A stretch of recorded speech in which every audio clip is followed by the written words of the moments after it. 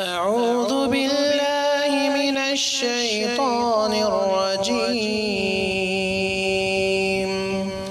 بسم الله الرحمن الرحيم.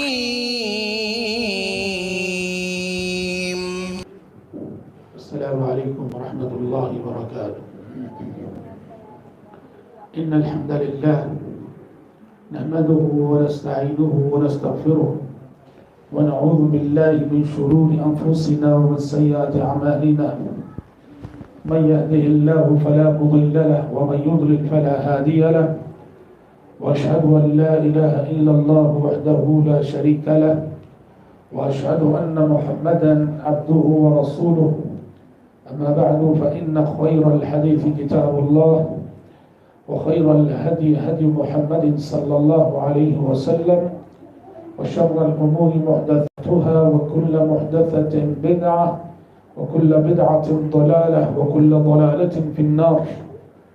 أعوذ بالله السميع العليم من الشيطان الرجيم من همزه ونفخه ونفثه. بسم الله الرحمن الرحيم. اقرأ باسم ربك الذي خلق خلق الإنسان من علق.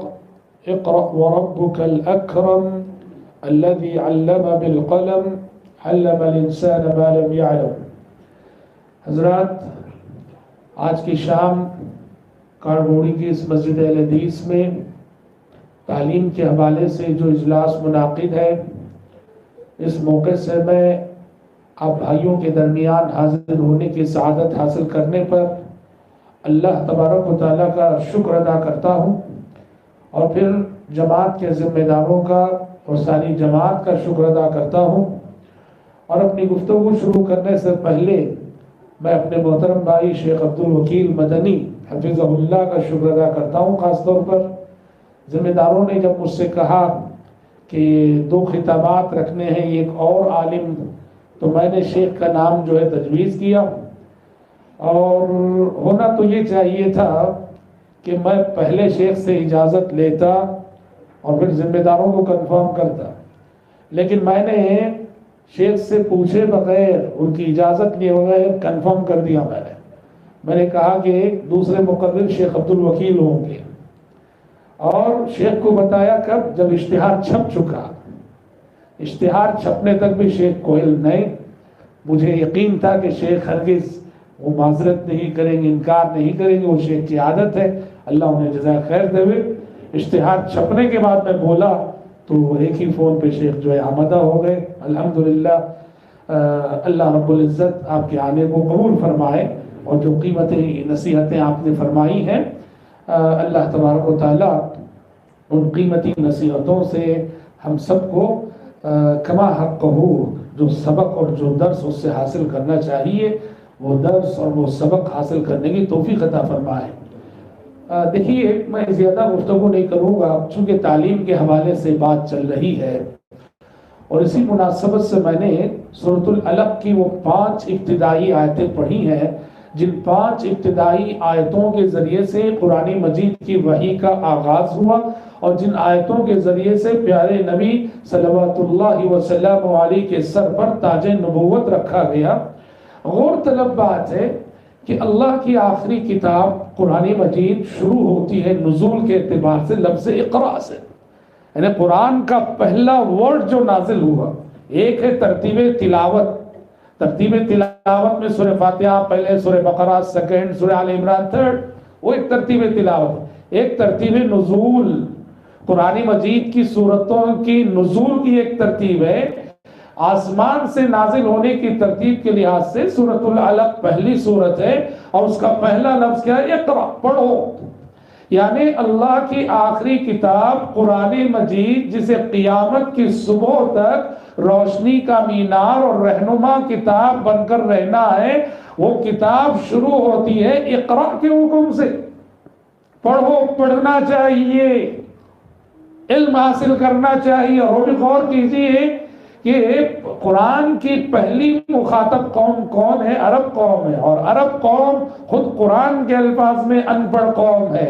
قرآن عرب قوم کو بار بار الامیون کے لقب سے یاد کرتا ہے، ان پڑھ قوم.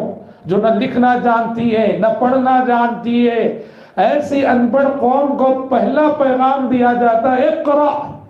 مطلب یہ ہوا، یہ اعلان تھا اس بات کا کہ پیارے نبی صلوات اللہ وسلم علیہ کی بعثت کے بعد، قرآن کی وحی کے نزول کے بعد اب علم کی ایک تحریک شروع ہونے والی ہے، پوری دنیا میں ایک تعلیمی بیداری آنے والی ہے۔ اور آپ نے دیکھا کہ یہ بیداری پیارے نبی صلی اللہ علیہ وسلم کی حیات ہی میں، آپ کی زندگی ہی میں، اور آپ کے بعد یہ سلسلہ دینی علوم سے شروع ہوا، اور دینی علوم سے ہوتے ہوتے آگے دنیاوی علوم میں بھی مسلمانوں نے اتنی ترقی کی کہ اس امت کی تاریخ میں بڑے بڑے سائنسدان پیدا ہوئے، بڑے بڑے سائنٹسٹ پیدا ہوئے، اور آج بھی اہل مغرب اور یورپ کے جو منصف مزاج انصاف کرنے والے دانشور ہیں وہ مانتے ہیں کہ آج سائنس کے نام پہ جو ترقی ہو رہی ہے،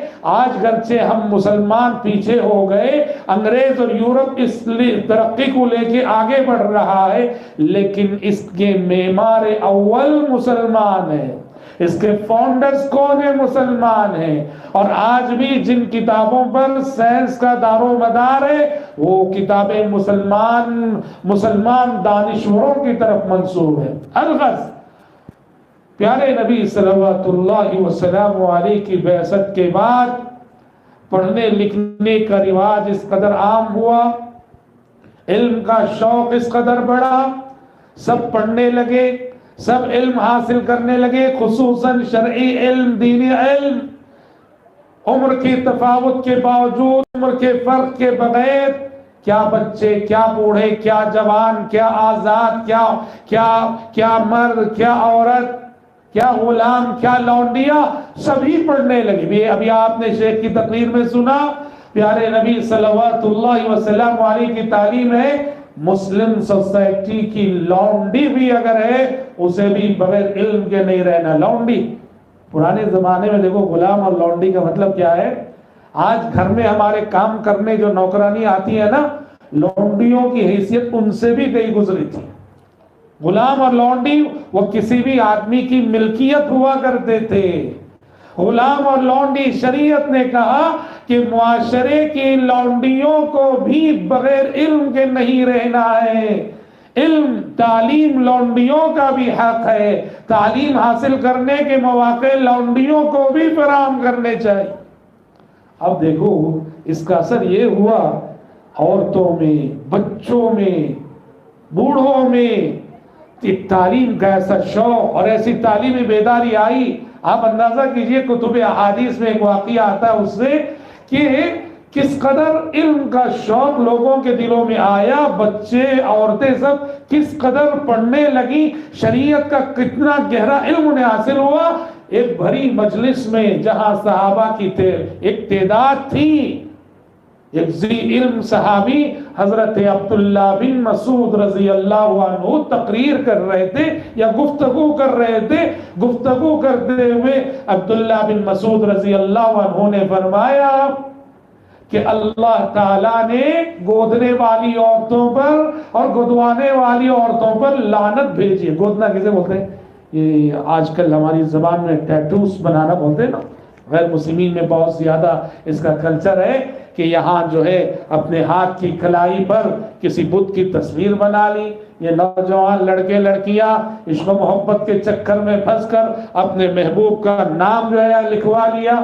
اس کو عربی زبان میں وشم کہتے ہیں، اور یہ کام زیادہ تر عورتیں کیا کرتی تھی۔ اس لیے حدیث میں پیارے نبی صلی اللہ علیہ وسلم نے لعنت بھیجی۔ یہ صرف جائز نہیں، کبیرہ گناہ ہے۔ جو اس طرح کرے گا، جو جس کے ساتھ اس طرح کیا جائے گا، ان پر لعنتیں ہیں۔ کس نے لعنت بھیجی ہے؟ پیارے نبی نے بھیجی۔ عبداللہ بن مسعود رضی اللہ عنہ نے تقریر کرتے ہوئے کہا، گفتگو کرتے ہوئے، لوگوں، اللہ تعالیٰ نے یہ وشم کرنے والی، گودنے والی اور گدوانے والی عورتوں پر لعنت بھیجی ہے۔ مجلس میں ایک خاتون بیٹھے ہوئی تھی، خواتین کے حصے سے ایک خاتون ہوتی، یہ غور کرنے کی بات، ہماری مائیں بہنیں بھی موجود ہیں۔ ایک خاتون اٹھتی ہے اور اٹھ کر عبداللہ بن مسعود رضی اللہ عنہ سے کہتی ہے کہ اے عبداللہ بن مسعود، آپ فرما رہے ہیں کہ اللہ نے لعنت بھیجی ہے گودنے والی عورتوں پر اور گدوانے والی عورتوں پر؟ میں نے پورا قرآن پڑھ لیا، پورے قرآن میں کہیں نہیں ہے یہ بات، کیسے بول رہے ہیں آپ؟ اللہ اکبر. ہاں، چیلنج کر رہی کس سے؟ عبداللہ بن مسعود رضی اللہ عنہ جیسے ذی علم صحابی سے. کتنا اعتماد ہے، دیکھیے کتنا کانفیڈنس ہے. سب کے سامنے کہہ رہی ہے کہ اللہ نے تو کہیں قرآن مجید میں سورہ فاتحہ سے ناس تک پورا قرآن میں نے پڑھ لیا، پورے قرآن میں کہیں ایسی آیت نہیں ہے کہ اللہ نے یہ کہا ہو لعنت ہے گودنے والی عورتوں پر اور لعنت ہے گدوانے والی عورتوں. عبداللہ بن مسعود نے کہا نہیں ہے، موجود ہے قرآن. عورت نے کہا کہ نہیں ہے. اللہ اکبر. اور آپ بھی پڑھیے، سورہ فاتحہ سے ناس تک پڑھیے، پورے قرآن میں کہیں اس کا تذکرہ ہی نہیں ملے گا آپ کو. وہ عورت کہہ رہی کہ نہیں ہے، عبداللہ بن مسعود کہہ رہے کہ ہے. اللہ اکبر. عورت کا کانفیڈنس، ادھر حضرت عبداللہ بن مسعود کا استنباط. بعد میں عبداللہ بن مسعود نے کہا، اور سچ ہے، ظاہر میں دیکھو ایسے الفاظ نہیں ملیں گے آپ کو. بعد میں عبداللہ بن مسعود نے اس عورت کو سمجھایا، کہا کہ ذرا یہ بتاؤ پیارے نبی نے لعنت بھیجی ہے کہ نہیں؟ عورت نے کہا پیارے نبی نے تو لعنت بھیجی ہے. کہا اور قرآن میں یہ آیت ہے کہ نہیں، وَمَا آتَاكُمُ الرَّسُولُ فَخُذُوهُ وَمَا نَهَاكُمْ عَنْهُ فَانْتَهُوا، کہ اللہ کے رسول جو حکم دیتے ہیں اسے لے لو، قبول کرو، اور جس سے منع کرتے ہیں اسے رک جاؤ. کہا یہ آیت تو ہے. کہا جب پیارے نبی نے لعنت بھیجی ہے تو وہ لعنت اس آیت کی روشنی میں اگر دیکھو تو وہ اللہ کی لعنت ہوئی. حکم رسول اللہ کا حکم ہوا، اس طرح لعنت رسول اللہ کی لعنت ہوئی. دونوں اپنی اپنی جگہ صحیح تھے. عبداللہ بن مسعود رضی اللہ عنہ کی بات بھی صحیح تھی، وہ استنباط کر رہے تھے، اور اس عورت کی بات بھی صحیح تھی کہ الفاظ میں تو کہیں، لیکن یہ واقعہ جہاں بہت ساری باتیں بتاتا ہے اس میں ایک سمجھنے کی بات یہ کہ عورتوں میں تعلیمی علم کا کتنا شوق پیدا ہوا، شریعت کا کتنا گہرا علم عام عورتیں رکھا کرتی تھی صحابہ کے زمانے میں، کہ ایک عورت ایک ذی علم صحابی جو طبقہ صحابہ کے بڑے علماء میں شمار ہوتے ہیں، ان کے آگے مجمع عام میں چیلنج بن کے کھڑی ہوتی ہے اور ایک ایسا سوال کرتی ہے جو کہ وجیز سوال ہے. بچوں کی اگر بات کریں، پیارے نبی کی بعثت کے بعد بچوں میں جو علم کا رجحان آیا، علم کا شوق آیا. آپ کو معلوم ہے بدر کی جب جنگ ہوئی 70 کافر قید ہو کر آئے. اب بہرحال وہ اس کی تفصیلات ہیں کہ پیارے نبی صلی اللہ علیہ وسلم نے پہلا موقع تھا، 70 کافر قید ہو کر آئے، کیا کریں ان کے بارے میں، کیا فیصلہ کیا جائے. کافی مشوروں کے بعد یہ طے ہوا فدیہ لے کے سب کو آزاد کر دیا جائے. تو آپ کو معلوم ہے سب کو آزاد کیا گیا فدیہ لے کر. بعض قیدی ایسے تھے، کافر قیدی، ان کے پاس اپنی رہائی کو میں دینے کے لیے، فدیے کے طور پر دینے کے لیے روپیہ پیسہ نہیں تھا. تو پیارے نبی نے کیا راستہ نکالا ان کی آزادی اور رہائی کے لیے؟ آپ نے کہا ایسا کرو، لکھنا پڑھنا آتا ہے؟ آتا ہے. کہا تمہارا فدیہ یہ ہے مدینے کے بچوں کو لکھنا پڑھنا سکھاؤ. کافر اور وہ بھی قیدی جو جنگ کے لیے آئے، مسلمانوں سے لڑنے کے لیے آئے ہیں. علم کی کتنی قدر کی دیکھیے، اور پیارے نبی صلی اللہ علیہ وسلم کی تڑپ دیکھیے، مدینے کے یہ بچے لکھنا پڑھنا سیکھ جائیں. آپ نے ان قیدیوں سے کہا تم میں سے جس کو لکھنا پڑھنا آتا وہ مدینے کے بچوں کو لکھنا پڑھنا سکھا دے. اللہ اکبر. مدینے کے قریب ایک دیہات تھا، اس دیہات میں مسجد بنی یا جماعت کا اہتمام ہوا تو بات یہ آئی کہ امامت کون کرے، امامت کون کرے. اب امامت کے سلسلے میں شریعت کا قاعدہ یہ ہے کہ یہ القوم اقرأہم لکتاب اللہ، کہ امامت کا حقدار وہ ہوگا جسے قرآن مجید سب سے زیادہ یاد ہو، جو قرآن مجید اچھا پڑھتا ہو اور قرآن مجید سب سے زیادہ یاد ہو. یہ امامت کے لیے امام کے انتخاب کا معیار اور پیمانہ ہے. اب ہوا کہ اس بستی میں امام کون بنے؟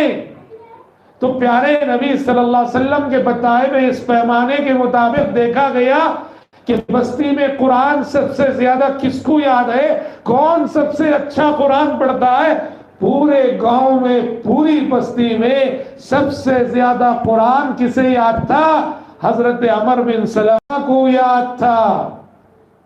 سارے بستی والوں نے مل کر عمر بن سلمہ کو اپنا امام تسلیم کیا، امامت کے لیے آگے بڑھایا۔ 5 ٹائم کی نمازیں عمر بن سلمہ پڑھاتے تھے، حتیٰ کہ روایت میں نماز جنازہ بھی وہی پڑھاتے تھے۔ اور آپ کو معلوم ہے ان کی عمر کتنی تھی اس وقت؟ صرف اور صرف 7 سال۔ 7 سال، یقین نہیں آتا، پوری بستی میں 7 سال کی عمر کا بچہ، پوری بستی میں قرآن کا سب سے زیادہ حافظ۔ کیوں؟ وہ خود کہتے ہیں کہ لوگ جو مدینے میں مختلف وفود آتے تھے، پیارے نبی سے ملاقات کر کر کے جاتے تھے، ان کی بستی پر سے گزرتے تھے، شوق ایسا تھا کہ گزرنے والے لوگوں سے مل مل کر یہ اپنے اس بچپنے میں آپ نے کیا قرآن سیکھا ہے، کیا آیتیں سیکھی ہیں، گزرنے والے انہیں بتا کے جاتے، سکھا کے جاتے۔ لوگوں کی زبانی سن سن کر قرآن سب سے زیادہ انہیں یاد تھا۔ 7 سال کی عمر میں اپنے قبیلے کے امام بن گئے، فرائض پڑھا رہے اور نماز جنازہ پڑھا رہے۔ اللہ اکبر۔ اسے محترم بھائیوں، اسلام خالص علمی مذہب ہے، خالص علمی مذہب ہے۔ یہاں آپ علم حاصل کیے بغیر پریکٹیکل مسلمان نہیں بن سکتے، ایک اچھے مسلمان نہیں بن سکتے۔ اچھے مسلمان بننے کے لیے علم حاصل کرنا بہت ضروری، جیسے آپ نے سنا طلب العلم فریضۃ علی کل مسلم، ہر مسلمان مرد پر، ہر مسلمان عورت پر علم کا حاصل کرنا فرض ہے۔ اچھا، علم ایک دریا ہے، علم ایک سمندر ہے۔ کیا چیزیں ہیں جنہیں سب سے پہلے ترجیحی طور پر سیکھنا ہے؟ وہ یاد رکھیے، قبر کے 3 سوالات۔ قبر میں جو 3 سوالات ہوں گے، من ربک، من نبیک، ما دینک، سب سے پہلے علم حاصل کرتے ہوئے، سیکھتے ہوئے، اپنی نئی نسلوں کو سکھاتے ہوئے، یہ 3 چیزوں کی معرفت، ان 3 باتوں کا علم، سب سے پہلے ہمارے رب کی معرفت، رب کی پہچان، اللہ وہ ہمارا خالق، وہ ہمارا مالک، وہ ہمارا مدبر، وہ ہمارا معبود برحق۔ اللہ کا حق توحید کیا ہے، اللہ کا حق وحدانیت کیا ہے، اللہ کی عبادت کیا ہے، اللہ کی عبادت کیسے، اللہ کی معرفت، اور اس کے بعد نبی کی معرفت۔ دنیا میں رہنما بہت ہیں، رہبر بہت ہیں، لیڈرز بہت ہیں، لیکن ہمارا جو لیڈر ہے، ہمارے جو رہنما ہے، ہمارے جو رہبر ہے، وہ نبی امی محمد عربی صلی اللہ علیہ وسلم، جن کے بارے میں ہمارا یہ ایمان اور عقیدہ ہے کہ دنیا میں آپ کے آنے کے بعد جنت تک جانے والا تنہا راستہ آپ کا بتایا ہوا راستہ ہے۔ آپ کے بتائے ہوئے راستے سے ہٹ کر کوئی چلے گا، اسے کبھی جنت نہیں ملے گی۔ مسلک سنت پہ ہے سالک، چلا جا بے دھڑک، مسلک سنت پہ ہے سالک، چلا جا بے دھڑک، جنت الفردوس کو سیدھی گئی ہے یہ سڑک۔ پیارے نبی صلی اللہ علیہ وسلم کی معرفت، آپ کے حقوق کیا ہے، آپ پر ایمان لانے کا تقاضا کیا ہے، اور تیسری چیز ہے ما دینک، تمہارا دین کیا ہے۔ دنیا میں مذاہب بہت ہیں، دنیا میں ریلیجیس بہت ہیں، مذاہب بہت ہیں، ادیان بہت ہیں، دین اسلام ہی کیوں؟ دین اسلام کی خصوصیت کیا ہے؟ ہم اسلام ہی پہ کیوں چلتے ہیں؟ ہم مسلم کیوں کہلاتے ہیں؟ یہ سب وہ باتیں ہیں جن کا جاننا ہر مسلمان مرد اور عورت کے لیے ضروری ہے۔ اور یہی وجہ ہے محترم بھائیوں، پیارے نبی صلی اللہ علیہ وسلم صبح و شام کے اذکار میں 3 دفعہ پڑھتے تھے، کیا ہے؟ رضیت باللہ ربا وبالاسلام دینا وبمحمد نبی ورسولا۔ ہاں، پیارے نبی کو یہ ذکر اتنا پسند تھا، جب مشہور ہے نا حضرت عمر بن خطاب رضی اللہ عنہ توریت لا کر ایک مرتبہ پڑھتے ہوئے بیٹھے پیارے نبی کے سامنے، توریت موسیٰ علیہ السلام میں اتاری گئی کتاب، لیکن قرآن کے نازل ہونے کے بعد توریت منسوخ ہو چکی.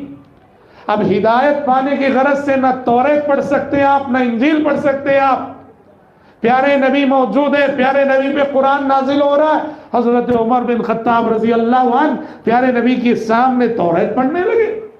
سمجھ رہے تھے کہ کوئی شاید ممانعت نہ ہو, رکاوٹ نہ ہو. وہ توریت پڑھ رہے, پیارے نبی کے سامنے پڑھ رہے, اور پیارے نبی کا چہرہ غصے سے سرخ ہوا جا رہا ہے. اتنے میں ابو بکر صدیق رضی اللہ عنہ آ گئے. انہوں نے ایک طرف حضرت عمر کو توریت پڑھتے ہوئے دیکھا, ایک طرف پیارے نبی کے چہرے کو بھی دیکھا جو غصے سے سرخ ہو گیا ہے. آپ نے حضرت عمر کو تنبیہ کرتے ہوئے کہا, حضرت عمر کو تنبیہ کرتے ہوئے کہا, ثقلت کا سواکل ما ترى ما بوجه رسول اللہ صلی اللہ علیہ وسلم. اے عمر, گم کرنے والی آپ تمہیں گم کرے, پیارے نبی کے چہرے کو نہیں دیکھ رہے ہو کیا؟ تب حضرت عمر نے نظریں اٹھائی, پیارے نبی کے چہرے کو دیکھا, غصے سے سرخ ہو گیا آپ کا چہرہ. حضرت عمر فوراً گھٹنوں کے بل بیٹھ گئے. گھٹنوں کے بل بیٹھ کے پیارے نبی کے غصے کو ٹھنڈا کرنے کے لیے حضرت عمر نے اس وقت جو الفاظ کہے وہ یہی تھے, رضیت باللہ ربا وبالاسلام دینا وبمحمد صلی اللہ علیہ وسلم نبیا ورسولا. میں راضی ہو گیا اللہ سے رب ہونے کے اعتبار سے, راضی ہو گیا اسلام سے دین ہونے کے اعتبار سے, اور راضی ہو گیا محمد صلی اللہ علیہ وسلم سے نبی اور رسول ہونے کے اعتبار سے. یہاں پیارے نبی کا غصہ ٹھنڈا ہوا. یہ تین چیزوں کی معرفت, اللہ, نبی اور اسلام, یہ ہر مسلمان کو اس کی معرفت ہونی چاہیے, اور ہر مسلمانوں کے بچے کو اس سلسلے میں علم دیا جانا چاہیے. اور محترم بھائیوں, مجھے زیادہ گفتگو نہیں کرنی ہے. جیسے شیخ نے فرمایا, طلب علم کے سلسلے میں عمر کی کوئی قید نہیں, شرم و حیا بھی نہیں ہونا چاہیے, شرم و حیا کا بھی رکاوٹ بننی نہیں چاہیے طلب علم کے سلسلے میں. سیکھیے. ہم لوگ ادھر شیخ کی بستی ہربن ہڈی گئے ہوئے تھے ایک مرتبہ. وہاں ایک بہت ہی اچھا ایک نیا تجربہ ہربن ہڈی کے علماء نے کیا, بہت اچھا لگا. کیا ہے, وہ لوگ معاشرے کے جن کو قرآن پڑھنا نہیں آتا ہے, 40 دنوں میں ان کو قرآن پڑھنا سکھائے, صرف 40 دن. الف بھی جن کو نہیں آتا, الف با تا سا بھی جن کو نہیں آتا ہو. اور اس کا اختتامی اجلاس تھا جس میں شرکت کا موقع ملا, تو اس میں بتا رہے تھے 40 دنوں کی جو کوشش ہے وہاں کے علماء نے کی, جس میں ایسے لوگ جن کو الف بھی نہیں آتا تھا, 40 دنوں کی کوشش میں الحمدللہ 22 ایسے افراد نکلے جو باقاعدہ آپ ہجے کر کے قرآن پڑھ لیتے ہیں. صرف 40 دن, کیونکہ لاک ڈاؤن تھا, لاک ڈاؤن میں سب لوگ گھروں میں بیکار تھے, کوئی کام کاج نہیں تھا. علماء نے جو ہے کہا کہ چلو کچھ علم کی خدمت کرتے ہیں اور کچھ بھلا ہو جائے قوم کا, تو جن لوگوں کو قرآن پڑھنا نہیں آتا قرآن سکھائے. یہ بہت کامیاب تجربہ. 40 دنوں میں ان کا ایگزام بھی رکھا گیا. میں نے ممتحن سے بات کی تو ممتحن نے جس نے امتحان لیا ان کا, انہوں نے کہا میں خود حیران رہ گیا, مجھے بھی یقین نہیں آ رہا تھا کہ 40 دن کی کوشش سے اتنا اچھا یہ لوگ قرآن پڑھنا سیکھ. ضرورت ہے شرم و حیا رکاوٹ نہ. ویسے تو پہلے ہم علماء کی ذمہ داری بنتی ہے قوم کو یعنی ابھارنا اور یہ سب پروگرام نئے نئے پیش کرنا. عوام تو الحمدللہ شوق دلانے پر بڑھ چڑھ کے آگے آتے ہیں, سیکھتے ہیں الحمدللہ. لیکن آپ کی طرف سے بھی بہرحال اس سلسلے میں پیش رفت ہونی چاہیے. علم کے سلسلے میں کبھی شرم و حیا رکاوٹ نہ بنے اور ایک منصوبہ بندی ہونی چاہیے. دیکھیے ایک چیز ہے, علم کی 2 مقدار ہیں. ایک جسے فرض عین بولتے ہیں, یعنی علم کا وہ حصہ جس کا حاصل کرنا ایک مسلمان پہ فرض ہے, اور ایک علم ہے جسے بولتے ہیں فرض کفایہ. چند لوگ اگر وہ حاصل کر لیے تو پوری امت کی جانب سے فرض ادا ہو جاتا ہے. سمجھ. اب دیکھیے 2 قسم کے ادارے ہیں. ایک ہے انڈیا میں بڑے بڑے مدرسے, یونیورسٹیاں, سمجھ والی بات, بڑے بڑے مدرسے, جامعہ دارالسلام عمر آباد، ندوۃ العلماء لکھنؤ، جامعہ سلفیہ بنارس، بڑے بڑے مدرسے مثلا، یہ سب یہ کیا کرتے ہیں؟ یہ وہ علم سکھاتے ہیں جو فرض کفایہ ہے، شریعت کا تفصیلی علم، حلال کیا ہے، حرام کیا ہے، جائز کیا ہے، ناجائز کیا ہے، قرآنی آیتوں کی تفسیر کیا ہے، احادیث کی شرح کیا ہے، شریعت۔ یہ علم حاصل کرنا سارے مسلمانوں پہ فرض نہیں ہے، ہر دور اور ہر زمانے میں قوم کے اور امت کے چند بچے جائیں اور یہ علم حاصل کریں، ٹھیک ہے؟ لیکن ایک علم ہے جو کہاں دیا جاتا ہے؟ مسجدوں کی میں جو صبح و شام مکاتب میں پڑھایا جاتا ہے، یہ وہ علم ہے جو فرض عین ہے، فرض عین ہے۔ مساجد کا جو جال بچھا ہوا ہے، صبح و شام ہمارے بچے مسجدوں میں حاضری دیتے ہیں، ناظرہ قرآن پڑھتے ہیں، پھر سوال جواب کی شکل میں توحید کیا ہے، توحید کی کتنی قسمیں ہیں، ہاں پیارے نبی صلی اللہ علیہ وسلم آخری نبی ہیں، دلیل دیجئے۔ یہ چھوٹی چھوٹی باتیں جو ہمارے بچے سیکھتے، یہ فرض عین ہے۔ اس لیے ایک منصوبہ بند طریقے سے ہر گاؤں میں مکتب لازماً ہونا چاہیے۔ مسجد آپ جھونپڑی کی بنائیے، کوئی بات نہیں، لیکن پہلے دن سے مکتب چلائیے۔ جس مسجد میں مکتب نہیں چلتا، اس مسجد میں آپ لاکھوں کے جھومر لگا لیجئے، لاکھوں کی قالینیں بچھا لیجئے، اور آپ ایئر کنڈیشن کر دیجئے مسجد کو۔ مکتب اگر نہیں چل رہا ہے، وہ مسجد اپنے کردار میں ادھوری ہے۔ سمجھ میں آ رہی بات؟ مسجد بھلے سے سیدھی سادھی ہو، نئی نسلوں کو علم دینے کی کوشش کرے اور اس سلسلے میں کسی بھی قسم کی کوتاہی نہ کرے، اور ایک منصوبہ بند طریقہ، ہر بستی میں سارے بچے مکتب میں پڑھیں، لیکن کچھ بچے ایسے ہونے چاہیے جو جائیں اور جامعات وغیرہ میں جا کر شریعت کا تفصیلی علم حاصل کریں۔ ضرورت ہے کہ ہم ایک منصوبہ بند طریقے سے اس سلسلے میں آگے بڑھیں۔ مساجد کے جو ذمہ دار ہیں، بستی کے جو ذمہ دار ہیں، ان کی ذمہ داری بنتی ہے۔ ویسے الحمدللہ اگر ہماری مائیں بہنیں اگر کوشش کریں، ماں کی گود پہلا مدرسہ ہے، یہ ایک ماں جیسے بنا سکتی ہے۔ ابھی آپ نے مثالیں سنی، امام شافعی کو شافعی کس نے بنایا، امام احمد کو امام احمد کس نے بنایا؟ ان کی ترقیوں کی پہلی اینٹ ان کی ماؤں نے رکھی ہے۔ کہ اگر ماؤں میں یہ تعلیمی شعور آ جائے، یہ تربیتی شعور آ جائے، اب مائیں اپنے بچوں کو بہت کچھ بنا سکتی ہیں۔ ماؤں کی گود یہ اپنی نئی نسلوں کا پہلا مدرسہ ہے، اور اس کے ساتھ دیکھو ماحول بہت خراب ہے، ماحول بہت خراب ہے۔ بچوں پر، نیو جنریشن پر، نئی نسلوں پر بہت توجہ۔ یہ ہم صرف چھوٹے معصوم بچوں کی بات نہیں کر رہے، یہ جو ہمارا ینگ جنریشن ہے نا، جو کالجوں میں پڑھ رہا ہے، یونیورسٹیوں میں پڑھ رہا ہے، الحمدللہ ان میں بعض واقعی بڑے دیندار بھی ہیں۔ ان کے خیالات کو جان کر، ان کی شریعت کی پابندی کو دیکھ کر رشک بھی آتا ہے، لیکن ایک بڑا طبقہ ایسا ہے ہمارے نیو جنریشن کا، کالجوں میں پڑھنے والے نوجوانوں کا، بڑے فتنوں میں مبتلا ہے۔ وہ دین کے سلسلے میں شکوک و شبہات۔ کیوں شکوک و شبہات؟ وہ سب بچپن سے پڑھے ہیں مشنری کے اسکولوں میں، کرسچن اساتذہ کے پاس، اور انہوں نے اسلام کے سلسلے میں ایسے شکوک و شبہات ڈال رکھے ہیں، اور کسی عالم سے پوچھنے کی کبھی جرت بھی نہ کی اس نے۔ شکوک و شبہات پالنا ہے۔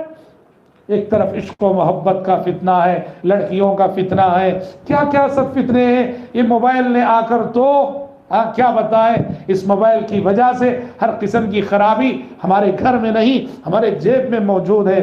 اللہ کے تقوی کے بغیر، اللہ کی خشیت اور اللہ کے خوف کے بغیر اگر یہ انٹرنیٹ میں اپنے ہاتھ میں رکھتا ہوں، یہ موبائل اپنے ہاتھ میں رکھتا ہوں، تو میری بربادی کے لیے کسی اور وسیلے کی ضرورت نہیں، یہ موبائل کافی ہے آج میرے برباد ہونے کے لیے، میرے مقصد زندگی سے ہٹنے کے لیے، میرے صراط مستقیم سے مجھے ہٹانے کے لیے یہ موبائل کافی ہے۔ اللہ کا اپنے بچوں کو موبائل دلانے سے پہلے، ان کا موبائل ریچارج کرنے سے پہلے اللہ کا خوف دلائیے انہیں، اللہ کے خوف کا سبق پڑھائیے انہیں، آخرت آنے والی ہے بتائیے انہیں، کیریکٹر کیا چیز ہے، اخلاق کیا چیز ہے، اخلاق کے زیور سے سواریے انہیں، آراستہ کیجئے انہیں۔ اور جب آپ کو ان کے اخلاق و کردار پہ ایک اعتماد اور ایک کانفیڈنس آ جاتا ہے، تب آپ موبائل بھی دلائیے، ریچارج بھی کیجئے، کیونکہ وہ بچے انشاءاللہ تعالی اللہ کا خوف جہاں آ جائے نا، جس دل میں اللہ کا خوف آ گیا وہ انسان ذمہ دار انسان بن کر جیے گا، اس کی ذات سے کبھی کسی کو نقصان نہیں پہنچائے گا، وہ جلوتوں میں جیسا ہوتا ہے خلوتوں میں بھی ویسے ہی رہے گا، پبلک کے سامنے وہ جیسے رہتا ہے تنہائیوں میں بھی ویسے ہی رہے گا، وہ پبلک کے سامنے ایکٹنگ کرے اور تنہائی میں جائے تو ساری برائیاں کرے، ایسا نہیں ہوگا۔ شرط یہ ہے کہ اللہ تبارک و تعالیٰ کا تقوی، اللہ کا خوف اور اللہ کی خشیت ہماری دلوں میں ہو۔ وقت ہو گیا، میں دعا کرتا ہوں اللہ تبارک و تعالیٰ سے کہ پروردگار عالم، ماشاءاللہ مجھے نہیں معلوم تھا، آج ہی میں پرانی مسجد کے تصور سے آیا، اللہ کا شکر ہے کہ مسجد شہید ہو کر یہ وسیع و عریض مسجد، عالیشان مسجد بن رہی ہے۔ ہماری دعا ہے جیسے مسجد کشادہ ہو رہی ہے، اللہ کرے کہ تو کتاب و سنت کی دعوت بھی اسی طرح سے پھیلے، یہ مسجد مرکز ہدایت بن جائے اور یہاں اچھا خاصا مکتب چلے۔ الحمدللہ پچھلے سالوں میں یہاں بڑی کامیابی سے مکتب چلتا رہا ہے، پھر سے اس کو زندہ کیجئے اور تعلیمی بیداری اپنی بستی میں، اپنے شہر میں لائیے۔ اللہ تعالیٰ سے دعا ہے کہ اللہ تعالیٰ جو لوگ بھی، جو ذمہ داران، جو منتظمین، جو ماں بہنیں، جو بھی نوجوان یہاں کتاب و سنت کی دعوت و تبلیغ کی نشر و اشاعت کی کوشش کر رہے ہیں، اللہ تعالیٰ ان کی محنتیں، کوششیں، کاوشیں قبول فرمائے اور ذخیر آخرت بنائے۔ آمین۔ وصلی اللہ وسلم علی خیر خلقہ محمد وآلہ وصحبہ اجمعین۔ والسلام علیکم ورحمۃ اللہ وبرکاتہ۔